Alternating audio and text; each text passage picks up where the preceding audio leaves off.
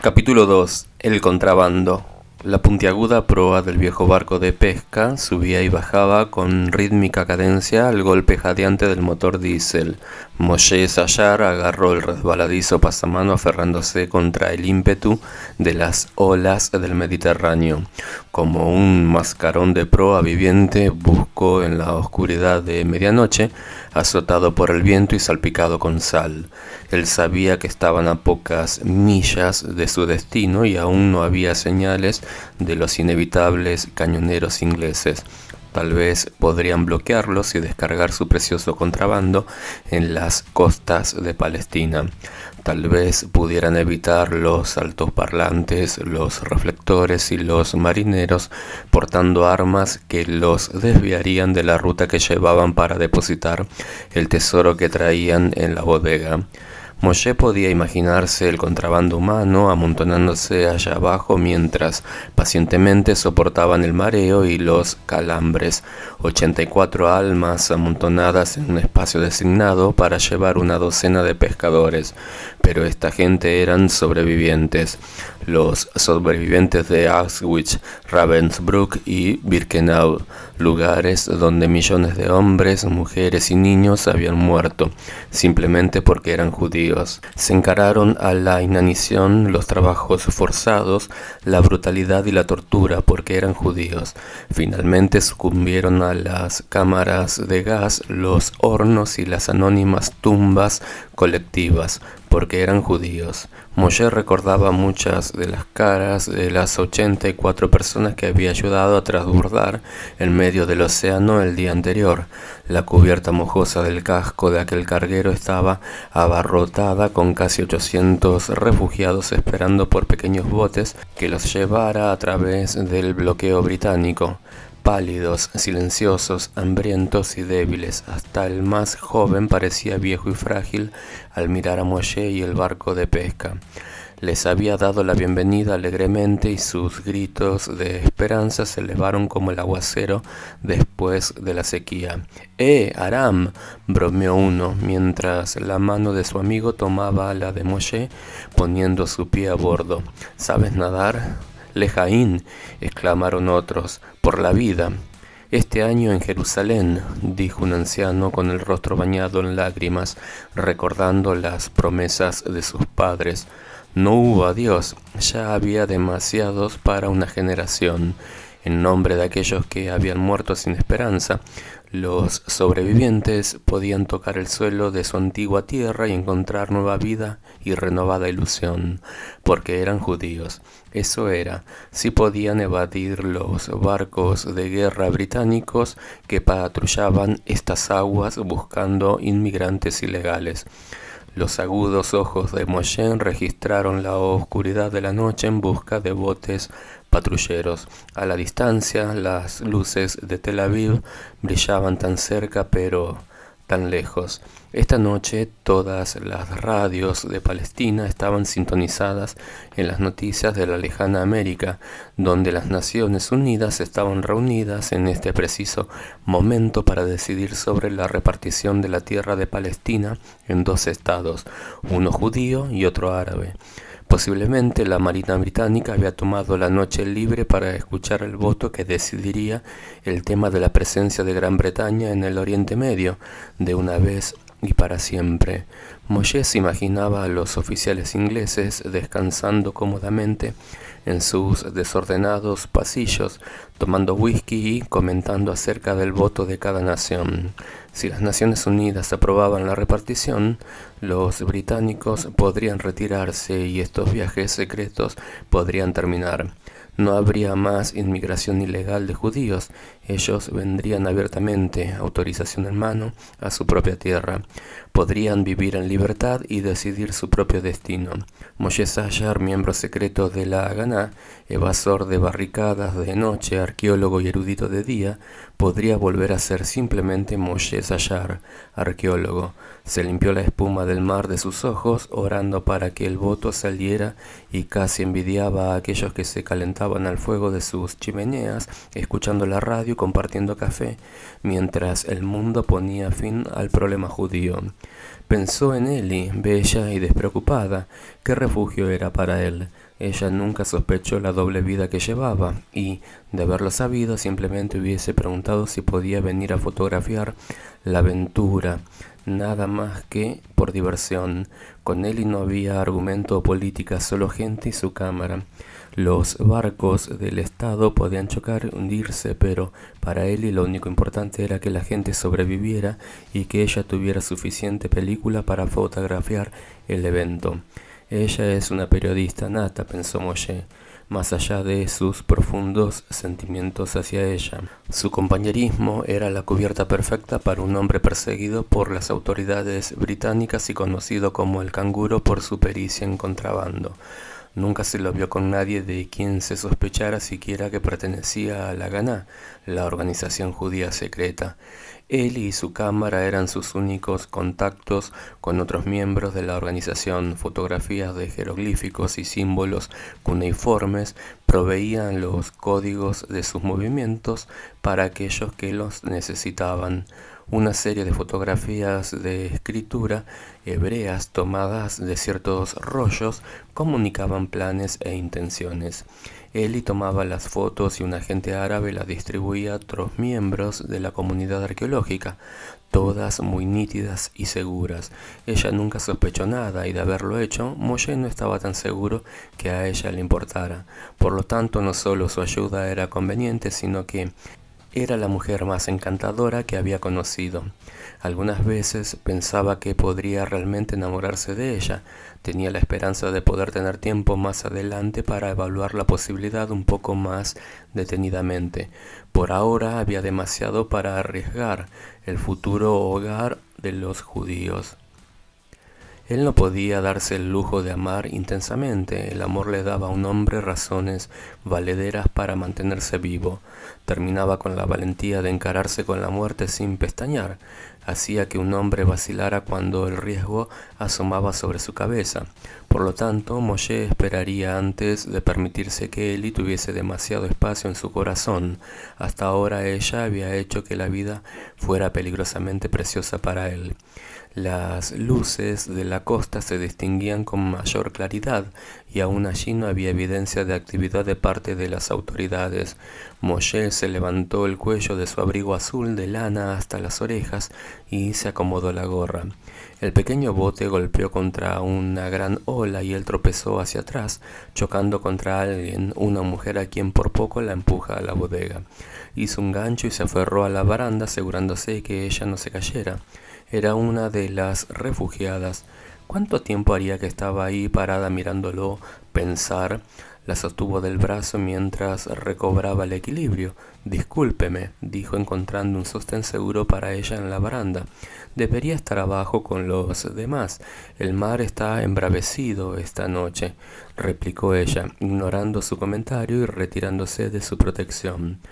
Moshe pudo ver sus facciones a la luz del reflector. Su voz era joven y su piel muy blanca resaltaba enmarcada por su cabello oscuro. Estaba envuelta en un voluminoso chal, pero debido al choque él sabía cuán liviana, inclusive cuán frágil era. ¿Está siempre el mar así encrespado?, preguntó seriamente, mirándolo con brillantes y luminosos ojos. Detectó aprensión en su voz. Algunas veces está peor, no hay nada por qué preocuparse. Ella se asomó por encima de la baranda mirando las oscuras y agitadas aguas. No sé nadar, dijo tranquilamente. El nadar no está incluido en el tour, sonrió. Ella lo miró por un momento sin reconocer su sentido del humor. Luego, dándose vuelta, se quedó mirando la costa. ¿Es esa, verdad? ¿Palestina?, preguntó. Sí, contestó él, Palestina, Inglaterra, bajo la dominación de las fuerzas de su majestad. Tan cerca, dijo ella tristemente. ¿Vendrán a buscarnos? Posiblemente, contestó Moshe. ¿Se tienen viento a favor? No sé nadar, volvió a repetir. No me llevarán. Debería ir abajo con los demás, insistió él, empezando a preocuparse pensando en lo que ella pudiera hacer si un cañonero apareciera en el horizonte. Por favor, rogó, aferrándose firmemente a la baranda. No puedo. Está tan encerrado y lleno de gente allí abajo. Solo concédame un momento para respirar aire fresco. Moshe dio un paso hacia atrás y se paró en silencio preguntándose cuáles serían las agonías por las que habría pasado esta joven hasta llegar a este momento. Nuestro lugar de desembarco está a unas pocas millas al norte, dijo él silenciosamente. Su hogar, su nuevo hogar, es un kibutz, no muy lejos. Voy a Jerusalén, lo interrumpió. Tengo familia allá. No soy la única que queda. Tengo familia, no como el resto de ellos. Por el tono de voz en que soltó las últimas palabras, se estaba separando de los otros 83 seres humanos que deseaban arribar a la tierra prometida. Ya veo, dijo Moshe, un poco dubitativo al no comprender el enojo de su voz. ¿Es afortunada entonces? ¿Afortunada? Repitió llanamente. Me había olvidado que existía esa palabra. Se dio vuelta y tambaleándose debido al movimiento del barco desapareció por la escotilla. Moshe escudriñó el horizonte una vez más y siguió a las jóvenes escaleras abajo. Jóvenes y viejos se sentaban amontonados en el piso de la bodega. Un niño lloraba y una mujer mayor trataba de consolarlo, pero el resto estaba en silencio. Un farol colgaba de la viga central formando diabólicas sombras en sus delgados rostros. Todas las miradas se volvieron hacia Moshe esperanzadas cuando apareció por la escalera. Todos, excepto los ojos de la joven que había encontrado en la cubierta momentos antes. Ella se mantenía apartada de los demás, segura en su rincón. Su largo y oscuro cabello ondulado entre las sombras, con húmedos mechones colgando sobre su cara. Ella es, pensó Moshe, muy bonita. Su nariz era suave y recta y sus labios rellenos resaltaban esa fina cara. Ella miró hacia el suelo, negándose firmemente a mirar al hombre que la había llamado afortunada. Verdaderamente ella no era como los demás. Distraídamente se frotó un dedo sobre el número de identificación tatuado en la cara interna de su brazo. Como si pudiera borrarlo, pensó Moshe. Una ola de compasión lo inundó. Él sabía que ella todavía sufría. Un hombre en condiciones lamentables siguió la mirada de Moshe hacia la joven y luego preguntó: ¿Tienes noticias para nosotros, señor? Trayendo a Moshe a la realidad. Estamos, empezó a decir con un nudo en la garganta. Estamos muy cerca de nuestro destino, repitió sonriendo bajo la luz que cambiaban las cansadas caras al manifestar su alegría y la agitación del grupo. Solamente la joven se mantenía inexpresiva. ¿Cuán pronto? Fue la primera pregunta. ¿Qué pasa con los británicos? ¿Cuándo atracaremos? Puede ser en una hora, contestó Moshe. Hemos estado navegando sin radio. Por lo que se ve, no parece que los británicos tengan viento. Anímense, ya casi estamos en casa. Moshe observó una vez más a la joven que permanecía con la cabeza baja y volviéndose sobre sus talones se dirigió a reanudar su vigilia. Un golpe de aire golpeándole la cara fue la bienvenida que recibió Moshe al salir de la vieja bodega. Se acomodó el cuello y bajó la cabeza tambaleándose hacia adelante entre cabos enrollados y las redes de pesca. Cuando la embarcación no llevaba pasajeros ilegales, era un barco sardinero, apropiado, pensó Moshe, por la manera en que van en esta pequeña lata. El capitán, un áspero judío rumano llamado Ehud Schiff, verdaderamente había hecho de la pesca su legítimo medio de vida. Por sus actividades ilegales, el único premio que tenía era la satisfacción de pasar su carga hacia Palestina, por las mismas narices de casi la totalidad de la flota británica. Moshe sabía que Hood evadía el bloqueo tanto por causa de los ingleses como por un sentido de patriotismo y compasión. Canoso y velludo, oliendo como pescado del día anterior, Ehud Schiff era el mejor de los evasores. Él y su desdichado barquito habían cargado un total de 1.200 refugiados en los últimos 4 meses solamente, considerando que los británicos permitían legalmente solo 1.500 judíos en el país por mes. Lo suyo era un logro impresionante, y él era solo uno de los muchos que se arriesgaban a perder sus botes y ser encarcelados si eran descubiertos. Trozos de pequeñas embarcaciones frecuentemente aparecían flotando en las aguas cerca de Tel Aviv y Haifa, después de intentar lo mismo. Moshe miró hacia Hood al timón y sonrió. Podía recordar las muchas veces en que después de una particular dificultad y mientras pasaban el naufragio de una embarcación menos afortunada, Ehud le murmuraba a su viejo barco: «Cierra tus ojos, querida, no tomes nota, mi amor», y ponía sus manos ajadas sobre el timón como si estuviese tomando entre sus manos la cara de su amada. Tal vez el hecho más sobresaliente de Ehud y su barco sardinero era su nombre, Ave María. Parecía raro ponerle Ave María a una embarcación judía. Compré el barco en Italia, rezongaba Ehud cuando le preguntaban. María era judía, y ella llevó en su ser un niño judío. ¿No es apropiado el nombre para mi ángel? Nadie le discutía. Uno o dos rabinos podrían haber mirado con desdén, pero la Marina británica nunca había detenido al Ave María cargando al niño, y aquellos a quienes daba vida en la tierra de Palestina bendecían su casco.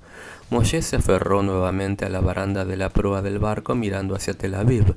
Podía ver el perfil de los barcos de guerra anclados. Forzó la vista para ver más detalladamente, luego levantó los binoculares que colgaban alrededor de su cuello. Allí, debido al reflejo de las luces de la ciudad, vio algo que hizo detener los latidos de su corazón hasta que se reanudaron al mismo ritmo del barco. Entre dos buques británicos anclados aparecían las luces de un tercero moviéndose en dirección al Ave María. Una mirada lo bastó para comprender. Moshe volvió sobre sus talones y subió por la escalera hasta llegar a la cabina donde Ehud estaba parado al timón. Yo también lo vi, gruñó Ehud, mientras Moshe saltaba a su lado. Un cañonero. Sí, dijo Moshe, sintiendo la fría transpiración deslizándose entre sus omóplatos. Se está moviendo a toda velocidad fuera del puerto. Trae a alguien en la mirilla. Estamos directamente a su alcance. De nada serviría tratar de escapar, dijo Moshe. No contamos ni con 5 minutos antes que nos intercepte. Ehud golpeó la suave madera del timón. Ah, querida, le dijo tristemente a la embarcación, eres hermosa, pero demasiado lenta. Por eso, si no podemos pasarlo, los convenceremos hablando. No podrán abordar con el mar en estas condiciones, pero pueden forzarnos a atracar en el puerto o hacernos desaparecer en el agua. Moshe volvió sobre sus pasos. Volvamos, Ehud, le indicó, mar adentro. Moshe intentó bajar por la escotilla mientras el Ave María se balanceaba descontroladamente. El oscilante farol en la bodega iluminaba las caras temorosas de aquellos hombres y mujeres. No necesitaban ninguna explicación. Estaba todo dicho. Con el cambio de dirección de la embarcación y la expresión en la cara de Moshe, algo había salido mal. La mirada de Moshe se cruzó brevemente con la de la joven. Sus ojos estaban cargados de resignación y acusación. ¿Por qué él les había dado esperanzas? Rápidamente miró hacia otro lado. ¿Alguno de ustedes es pescador?, preguntó Moshe. Necesitamos tripulación arriba, inmediatamente. 3 delgados remanentes de lo que en un tiempo fueron rollizos jóvenes de mar se pusieron en pie colocándose al lado de Moshe. Ninguno de los 3 se veía como pescador del Mediterráneo, desde los gastados zapatos de calle hasta sus largos abrigos negros, pasando por amplios chalecos y los flecos que se asomaban. Los hombres eran la viva historia de los judíos europeos golpeando secretamente la puerta trasera de Palestina. Podrían ser reconocidos inmediatamente si el Ave María era detenido. Moshe estudió al grupo mirando gorros y abrigos que podían pasar la inspección de un oficial naval británico. Algunos de los refugiados usaban gorras que parecían de pescadores griegos, bastante similar. Moshe las arrebató de las cabezas de sus asustados dueños y luego se precipitó hacia los compartimentos entre sus asientos buscando impermeables y botas. Encontró un grueso suéter tejido y un abrigo de lana. Se quitó su propio abrigo dándoselo a uno de los 3 que parecían tener aproximadamente su medida. Pónganse esto, les indicó, y mantengan sus zapatos fuera de la vista. No es necesario un detective para darse cuenta que ustedes no son parte de un barco sardinero. Párense detrás de las redes o algo, ¿eh? La escogida tripulación lo siguió arriba y tomó su puesto, uno en la cabina junto a Ehud, los otros 2 arreglando redes esparcidas por cubierta. Moshe se paró cerca de la escotilla sosteniendo una taza de café frío. El cuadro que él esperaba dar era la impasibilidad. Era su deseo de dar a entender que el Ave María acababa de zarpar y no es que estaba volviendo de un largo viaje. Mientras la pequeña embarcación se sacudía entre las olas, el cañonero británico se lanzó en su dirección como un gato corriendo detrás de un ratón. El siniestro zumbido del motor del cañonero subía y bajaba con el viento y parecía gritar la advertencia. ¡Corre! ¡Corre! ¡Corre! Pero no había huida. Solo existía el delgado hilo de esperanza que, por algún milagro, el cañonero pasara al lado de ellos sin verlos. Dios de Abraham, oró Moshe, acuérdate de nosotros.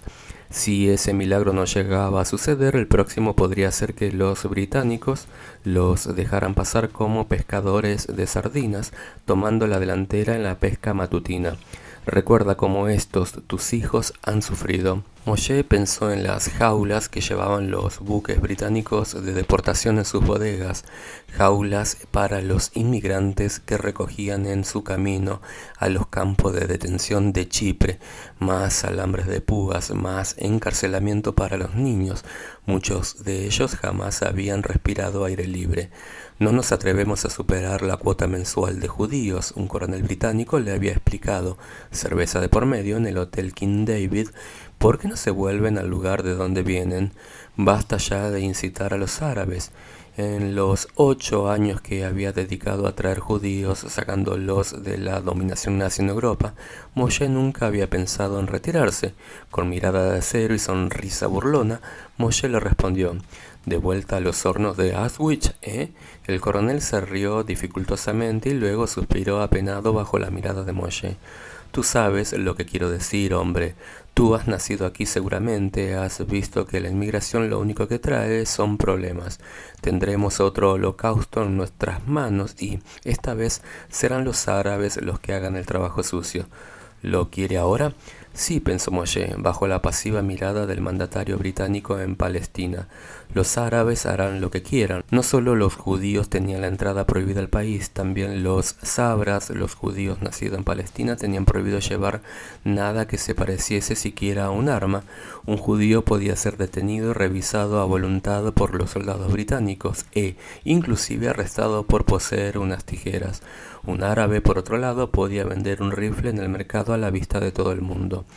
Los británicos predijeron una sangrienta masacre de judíos por parte del mundo árabe como consecuencia de la resolución por la repartición de tierras esta noche. Los árabes juraron arrojar a los judíos al mar. Tal vez esto pase como lo profetizaron, pero nunca más los judíos morirán como ovejas sin defenderse. Nunca más, murmuró Moshe, viendo cómo las luces del cañonero se aproximaban por el mar como los ojos rojos del toro antes de la embestida. «Corre, corre», canturreaba el cañonero. «Nunca más», fue la respuesta de Moshe. «No vamos a escapar más». Sintió la caliente carga de la ira invadiendo todo su cuerpo, como David contra Goliat. Si verdaderamente el pequeño Estado de Israel había nacido esta noche, estaría en pie y pelearía.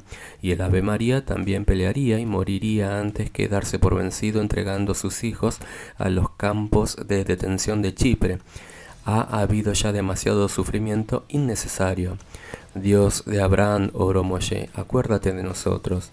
El cañonero estaba a menos de 400 metros de popa y todavía no había cambiado el curso recto que traía hacia la embarcación de rescate. Los reflectores ahora se prendían para vida, penetrando en la oscura noche con sus rayos. A Moshe le recordaron aquellas otras, las de Bliss, que buscaban en los cielos de Londres los bombarderos nazis durante el ataque. Ahora, con la misma firme determinación, las luces buscaban a las víctimas de la tiranía nazi. En un instante de incredulidad, Moshe dijo: «Para ellos todos somos iguales, todos somos enemigos».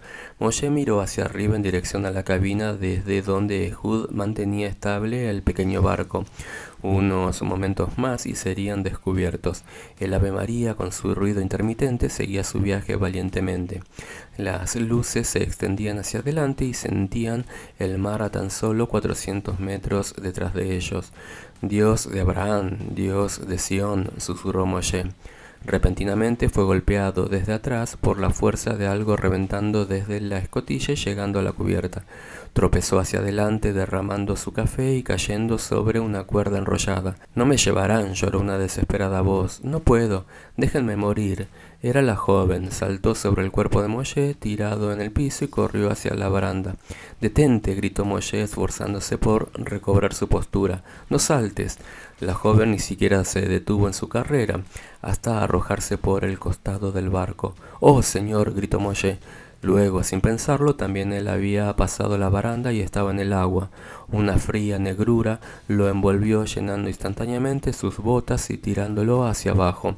Él sabía que estaba cerca de la joven, luchando hacia la superficie y haciendo esfuerzo por respirar. Pataleando en el agua torpemente, peleó contra la pesadez de sus botas y su ropa mientras la buscaba. Su cuerpo lucharía para sobrevivir, lo sabía aunque su mente quisiera la muerte. A 3 metros de él escuchó su sofocada respiración mientras peleaba con las olas que la reclamaban. Él se sumergió y se sacó las botas. Luego, con una inspiración más, nadó atravesando la estela que dejaba el Ave María hacia donde estaba la joven. Ella se sacudía violentamente contra la muerte, golpeando fuertemente a Moshe en la mejilla. Él se sumergió tomándola por la cintura. Salió a la superficie en busca de aire y pataleando con sus fuertes piernas para mantenerse a flote, la sostuvo. «Deja de pelear, tonta», gritó. «Vas a hacer que muramos los dos». Ella todavía estaba en sus brazos. ¿Habría quedado inconsciente? «Déjeme morir», gimió toseando y escupiendo agua de mar. «Oh, déjame». «Cállate o también yo corro el riesgo de morir». Su brazo izquierdo la rodeó por el cuello, manteniendo su cabeza fuera del agua, mientras que, con su brazo derecho, daba brazadas para que ambos mantuvieran a flote. Ella luchó un ratito mientras una ola la golpeaba en la cara, llenando su boca de agua salada. «Tranquila», gritó él enojado. ¿Qué era, por Dios, lo que había hecho? ¿Saltando al mar detrás de una lunática a 3 kilómetros de la costa? El traqueteo del motor del barco de pesca golpeteaba alejándose hacia la izquierda mientras ella se sumergía debajo de otra ola. A su derecha estaba la quilla del cañonero y a Moshe no le gustaba la idea de terminar sus días como picadillo de pescado hecho por un cañonero británico. «Dios de Abraham», gritó en contra del círculo de la muerte. No había tiempo para nadar fuera de la ruta del cañonero, a no ser que dejara a la joven para que muriera sola. «Dios», volvió a llamar. «Déjame morir», chilló la mujer. «Por favor, sálvate tú». «Cállate», demandó, pataleando en el agua a medida que la muerte se acercaba. «Aléjate, nada», pidió ella. «Esta fue mi elección, no la tuya». Su oscuro y mojado cabello flotaba a su alrededor como si fuera alga marina adhiriéndose a su cara. Él no quería morir, no de esta manera. «Oye, Israel», comenzó a recitar la Shama, la oración de los muertos para los judíos. «El Señor nuestro Dios es único». «Sálvate», gritó ella nuevamente. «El Señor nuestro Dios». Él se esforzó por nadar, pero su peso la empujaba para abajo. Se sujetó firmemente de la joven mientras la proa del cañonero estaba a solo 100 metros desde donde ella esperaba su paso. Esto significaba la muerte. «Escucha, Israel», gritó Moshe más alto. «Repite conmigo, dila». «Escucha, Israel, el Señor nuestro Dios es único», dijeron juntos. Sin poder creerlo, el cañonero empezó a girar despacio, alejándose de ellos y de la ruta del Ave María. Destellos de luz se deslizaban sobre las olas a unos pocos pies de distancia de donde Moshe y la joven se movían desválidos. Si hubieran sido atrapados en la luz, los hubieran sacado del agua hacia la relativa seguridad de la prisión británica. Las luces se acercaban a muy corta distancia de ellos. «Déjame ir», dijo la joven luchando débilmente. «No me pueden llevar». En un instante Moshe supo que, por lo menos para esta mujer, la muerte podía llegar a ser más misericordiosa que las jaulas de detención. «Quédate quieta», gritó, mientras el estrépito de los motores tapaba su voz. «Cuando diga ahora, retén la respiración». Ella sintió desesperada, mirando un círculo brillante que se deslizaba directamente hacia ellos. «Ahora», gritó Moshe, llenando sus pulmones y tirando de ella hacia abajo. El rayo de luz pasó encima de ellos, iluminando el agua de un imponente verde y barriendo nuevamente hacia atrás sobre el lugar en que la cabellera de la joven arremolinaba en la superficie del agua. «No es nada, señor», se imaginaba Moshe al marinero diciendo, «nada más que un poco de algas». El cañonero desapareció a tan solo 50 metros de donde ellos se encontraban, llenando sus pulmones de precioso aire. Las oscuras siluetas de los marineros se movían sobre la cubierta sin sospechar que acababan de evitar su captura. El fuerte oleaje dejado por el cañonero los arrastró, empujándolos hacia la orilla en olas de 3 pies de altura. «Nada», gritó Moshe, aferrando fuertemente su carga. «Patalea, patalea, te digo, y podremos vivir los dos». El cañonero continuaba su amplio recorrido apuntando sus reflectores uno por uno, como Moshe pudo observar. Comenzó a nadar lentamente hacia las luces del puerto. ¿Qué habría sido lo que llevó al barco británico a desviar el rumbo cuando estaban tan cerca de su presa? Moshe miró en dirección del cañonero. Se retiraba formando un amplio semicírculo en dirección a Tel Aviv. Simplemente no se había percatado de lo que flotaba a pocos metros, más allá de sus reflectores. Moshe pensó en el Ave María, con el cañonero a buena distancia. Ehud estaría tratando de ubicarlos. La tripulación había sido testigo de su dramático salto al mar. Dios, no le permitas regresar a buscarnos. Dile que no hay esperanza, oró Moshe. El peso de la falda de la joven mujer lo empujaba hacia abajo, envolviéndose en sus cansadas piernas. Detuvo su lento nadar hacia la costa para patalear en el mismo lugar, mientras ella se recostaba en él. Debes sacarte la falda, indicó. No puedo luchar contra el mar y tu falda a la vez. Él sintió su temor cuando protestó. Me ahogaré, dijo. Oh, así que ahora ella quiere vivir, se burló. Quítate la falda o nos ahogaremos los dos. Mientras Moshe la sostenía en una posición muy incómoda, se desabrochó la pesada falda de lana arrojándola con el pie de su lado. Hundiéndose en el agua salada, peleó para liberar sus brazos. Finalmente se abandonó exhausta, asida por Moshe. No puedo más, se lamentó. Tu fantasía de un entierro en el mar, dijo sarcásticamente. Patalea, mujer, voy a soltarte por un momento. No, gritó aferrándose a sus brazos.